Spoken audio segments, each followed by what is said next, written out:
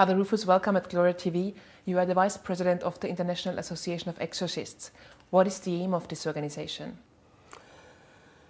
Well, we started this organization way back in 1993, and we had our first meeting in 1994 near Rome, and about 80 exorcists came for this meeting. And at that meeting, Don Gabriel Amor himself suggested that I become the president, but I refused because I said I am in Bombay. It's better that he, the exorcist of Rome, should be the president. Then they created the role of vice president and elected me unanimously as the first vice president, of which I've been for 10 years. The purpose of having this association is in the first place to support one another in this very difficult and demanding but very necessary ministry. Secondly is to pray with one another and for one another. And thirdly is to share our experiences so we can learn from one another. Who needs an exorcism? Well, as the ritual of the Catholic Church, Article 19 says, those need an exorcism if there is a clear case of a diabolical possession. What are the signs of possession? According to the ritual, a sign of diabolical possession is threefold. If the person shows a strength which is superhuman, a violence which is incredible. Secondly, the person speaks languages or understands languages he has never known or heard. And thirdly, if he can even say things which are secret, which he has never known before.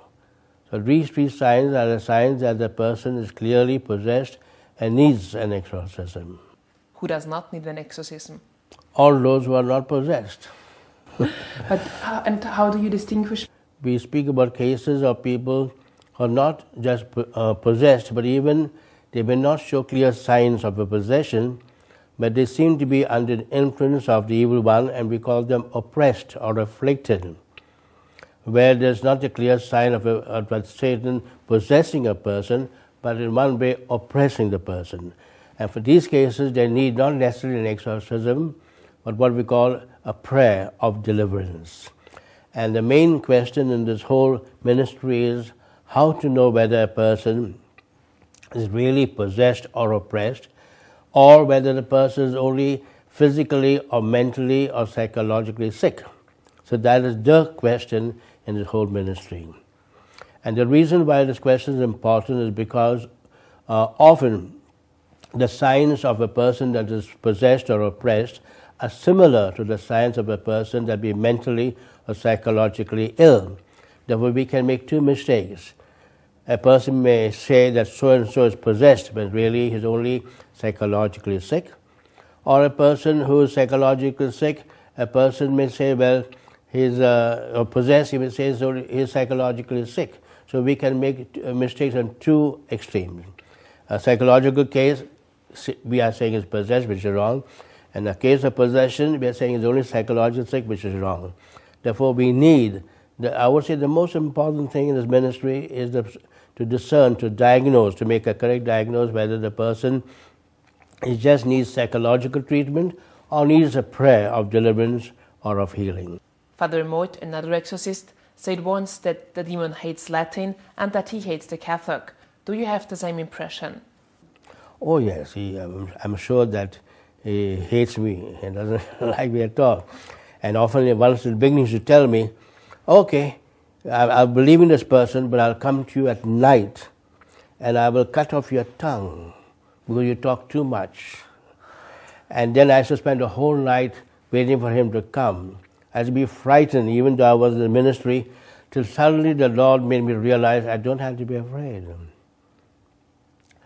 And therefore sometimes even when I had to pray over people in an African country, and there are 20 cases they brought, each case being brought by 3 or 4 men in the room, I would tell this man, now you can leave. So, but Father, they will attack you. I said, no, they won't attack me. They will leave and I will pray for them one by one. Not any problem. So often I tell priests, rather than we being afraid of the demons, I believe now from my experience the demons are more afraid of us, especially they are afraid of the priesthood. I heard that some exorcists still use the traditional texts, leaving aside the new ones. Why? Well, there's a problem about the actual rite of exorcism, because there was the old one that was done about 4 centuries ago, and now the new one was made recently. And our association feels that the new text and new rules are not the best, but the Pope finally said that we can use either the old rite or the new rite. So, and these are the formal prayers of exorcism, which I rarely do, because I just make a simple prayer, even the Our Father, even above all praying in tongues, which is the prayer of the Holy Spirit, and things work immediately.